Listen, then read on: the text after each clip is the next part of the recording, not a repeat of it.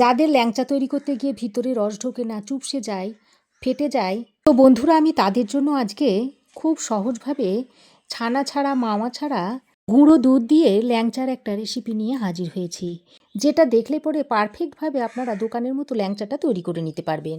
নমস্কার বন্ধুরা, তিয়াশাস রেসিপিতে সকলকে স্বাগত জানাই।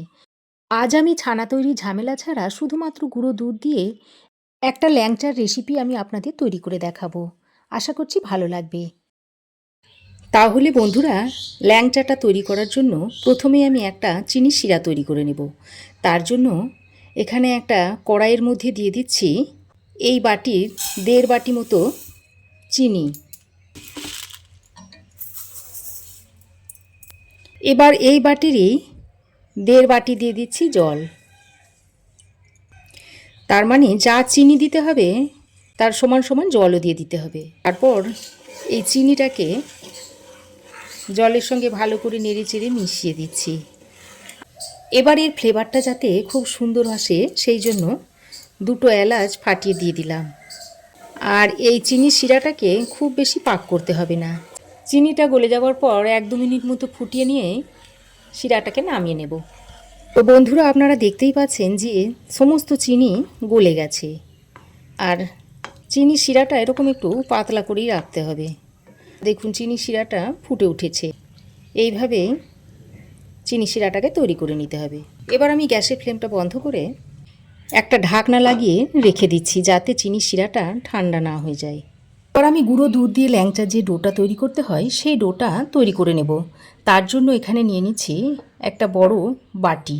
আর এটা আপনারা খুব ভালোভাবে লক্ষ্য করবেন, কারণ এই ডোটা যদি ঠিকঠাক তৈরি না হয় তাহলে ল্যাংচাটা ফেটে যেতে পারে, কিংবা চুপসে যেতে পারে, কিংবা ভিতরে রসটা ঢুকতে নাও পারে। তো এবার আমি বাটির মধ্যে দিয়ে দিচ্ছি এই বাটির 1 বাটি মতো গুঁড়ো দুধ। এখানে আমি আমুলের গুঁড়ো দুধটা নিয়েছি। আপনারা চাইলে যে কোনো ব্র্যান্ডের গুঁড়ো দুধটা নিয়ে নিতে পারেন। এবার আমি এর মধ্যে দিয়ে দিচ্ছি 1/2 বাটি মতো ময়দা। তবে আপনারা ময়দার জায়গায় গমের আটাটাও নিতে পারেন। তবে সেক্ষেত্রে আমি বলবো যে গমের আটা থেকে ময়দা দিয়ে করলে জিনিসটা খেতে বেশি ভালো হবে। তো এখানে আমি 1/2 কাপ মতো ময়দা দিয়ে দিচ্ছি। এবার ফ্লেভারটা যাতে ভালো আসে সেই জন্য এখানে আমি অল্প পরিমাণে একটু সবুজ এলাচের গুঁড়ো দিয়ে দিচ্ছি। এবার আমি এর মধ্যে দিয়ে দিচ্ছি 1/2 চামচ পরিমাণ বেকিং পাউডার। বাড়িতে যে চায়ের চামচগুলো হয় সেই চামচে দেখুন এরকম 1/2 চামচ মতো বেকিং পাউডার আমি এখানে দিয়ে দিচ্ছি।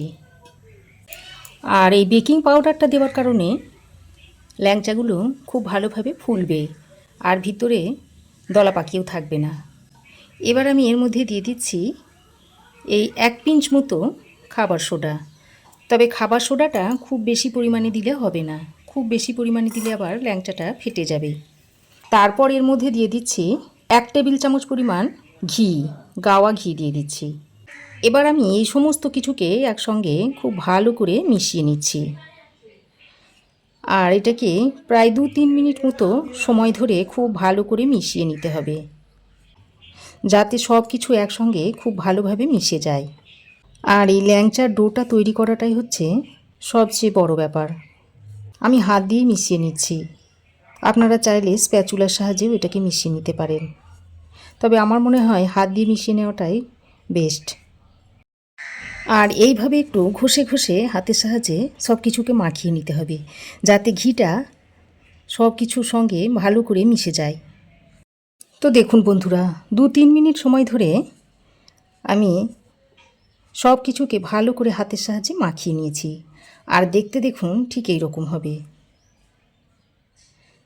আর এটা একটা প্রিমিক্স তৈরি হয়ে গেল। আপনারা চাইলে এটাকে এয়ারটাইট কৌটোয় ভরে ঘরের নর্মাল তাপমাত্রায় 1 মাস সংরক্ষণ করে রেখে দিতে পারবেন।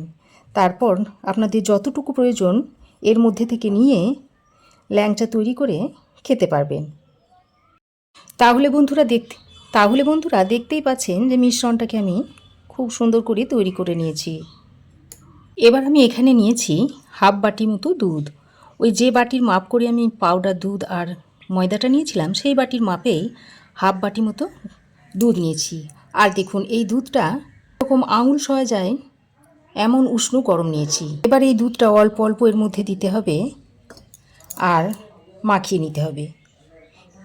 দুধটা আমি একবারে দেব না, অল্প অল্প করে দেব আর মাখিয়ে নেব, তাহলে মাখানোটা ভালো হবে। আর এই মিশ্রণটাকে একটু নরম করে তৈরি করে নিতে হবে, খুব শক্ত করা যাবে না, কারণ এটা আমি মাখার পর রেস্টে রেখে দেব, আর রেস্টে রাখার পর এটা অনেকটাই শক্ত হয়ে যাবে। আর যদি শক্ত করে মাখেন তাহলে রেস্টে রাখার পর আরও শক্ত হয়ে যাবে। তো দেখুন, ডোটা ঠিক এইরকম একটু নরম থাকবে, এই রকমই নরম করে তৈরি করে নিতে হবে, কারণ এটা রেস্টে রাখার পর আরও খানিকটা শক্ত হয়ে যাবে। এবার এটাকে ঢাকা দিয়ে 5 মিনিট মতো রেস্টে রেখে দিচ্ছি। তো দেখুন বন্ধুরা, 5 মিনিট পর আমি ফিরে এসেছি। আর দেখুন, এই রকম হাত দিয়ে যদি আঙুলে কিছু লেগে না যায় তাহলে জানবেন যে ডোটা ঠিকঠাক তৈরি হয়েছে। দেখুন, হাতে একটুও লাগছে না। দেখুন, এবার আমি এরকম একটা থালার পিছন দিকটাতে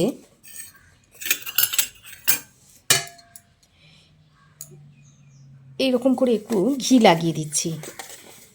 তবে ঘি তেল যে কোনো একটা লাগিয়ে নিতে হবে। আমি এখানে ঘিটাই লাগিয়ে দিচ্ছি, আর দু হাতেও আমি এরকম ঘি লাগিয়ে নিয়েছি। এবার আমি এই ডোটা থেকে একটা চামচের সাহায্যে অল্প খানিকটা তুলে নিয়েছি, আর এই পরিমাণে তুলে নিয়েছি। আপনারা যদি বড় করতে চান এর থেকে একটু বেশি নিয়ে নেবেন। আর এই চামচের সাহায্যে যদি ডোটা তুলে নেওয়া হয় তাহলে সবগুলো একই শেপে তৈরি হবে আর একই সাইজের হবে। এবার আমি এইভাবে হাতের সাহায্যে গোল করে নিচ্ছি। এইভাবে খুব ভালো করে গোল করে নিতে হবে, এমনভাবে গোলটা করে নিতে হবে যেন একটুও ফাটা না থাকে বা ক্র্যাক না থাকে। তারপর আমি দেখুন ঠিক এইভাবে করে ল্যাংচার শেপটা দিয়ে নিচ্ছি। এখন এরকম সরু আর ছোটো লাগছে, ভাজার পর এটা অনেকটাই বড় হয়ে যাবে। তো এটা তৈরি করে এইভাবে থালার মধ্যে রেখে দিয়েছি। এইভাবে সবগুলোকে তৈরি করে নিতে হবে। প্রথমে গোল শেপ দিয়ে তারপর এরকম একটু লম্বা ল্যাংচার মতো শেপ দিয়ে নিতে হবে।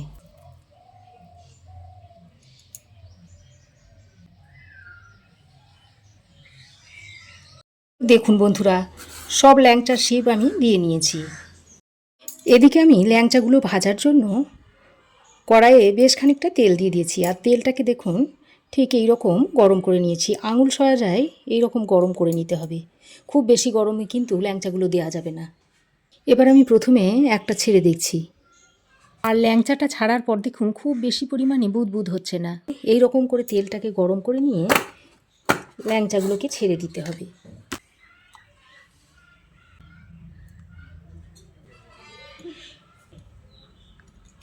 একসঙ্গে সব ল্যাংচাগুলো দিয়ে দিচ্ছি। এবার আমি এরকম একটা গোল হাতার সাহায্যে তেলটাকে এরকম দোলা দিচ্ছি নিতে হবে। দেখুন ল্যাংচাগুলো দেখুন এইভাবে দোলা দিতে দিতে ল্যাংচাগুলো উপর দিকে দেখুন ভেসে উঠছে। গ্যাসের ফ্লেমটাকে যদি বাড়িয়ে দিয়ে এগুলো ভাজা হয় তাহলে উপর থেকে তাড়াতাড়ি কালারটা চলে আসবে আর ভিতরটা কাঁচা থেকে যাবে। তো দেখুন বন্ধুরা, সবগুলো ল্যাংচা তেলের উপরে ভেসে উঠেছে। এবার আমি এগুলোকে উল্টে পাল্টে ভেজে নেব, একটু কালার ধরিয়ে ভেজে নেব। আমি একসঙ্গে সব ল্যাংচাগুলো ভেজে নিচ্ছি, তবে যদি আপনারা 2-3টে ব্যাচে ভাজতে চান তাহলে তেলের টেম্পারেচারটা ওই আগের মতো তৈরি করে তারপরে ল্যাংচাগুলো ছাড়তে হবে। ল্যাংচাগুলো ভাজতে আমার 8 থেকে 10 মিনিট মতো সময় লেগেছে। আর এইভাবেই একদম লো ফ্লেমে ল্যাংচাগুলোকে ভেজে নিতে হবে, আর এইরকম একটু কালার করে নিতে হবে। আর দেখুন এর মধ্যে 2-1টা একটু ফাট ধরেছে। হাতে করে যখন আমি তৈরি করছিলাম সেই সময় একটু ক্র্যাক ছিল। আর আমি এই ল্যাংচাগুলো খুব বেশি কালো করে ভাজবো না, একটু হালকা করে ভেজে নেব। ওটা ভাজতে ভাজতে এদিকে দেখুন চিনির শিরাটা আপনাদের দেখিয়ে দিই। এই চিনির শিরাটা এরকম হালকা কুসুম গরম অবস্থায় যখন থাকবে সেই পর্যায়ে এবার একটু গ্যাসের ফ্লেমটাকে বাড়িয়ে দিয়ে এই ল্যাংচাগুলোকে ছেঁকে তুলে নিতে হবে। নামানোর সময় গ্যাসের ফ্লেমটাকে একটু বাড়িয়ে দিয়ে তবে নামাতে হবে। তারপর এই কুসুম গরম শিরার মধ্যে দিয়ে দিতে হবে।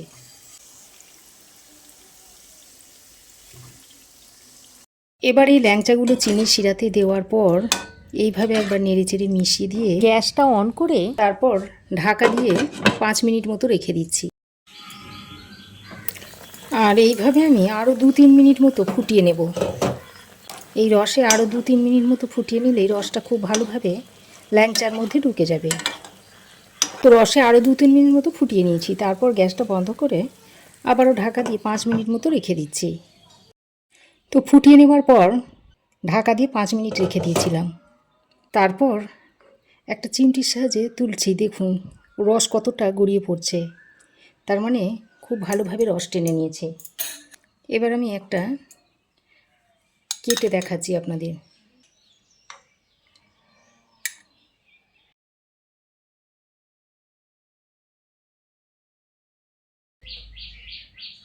দেখুন কতটা রস টেনে নিয়েছে, দেখুন দেখুন একেবারে দোকানের মতো হয়েছে। তো এবার আমি এই ল্যাংচাগুলো একটা প্লেটের মধ্যে সার্ভ করে দিচ্ছি।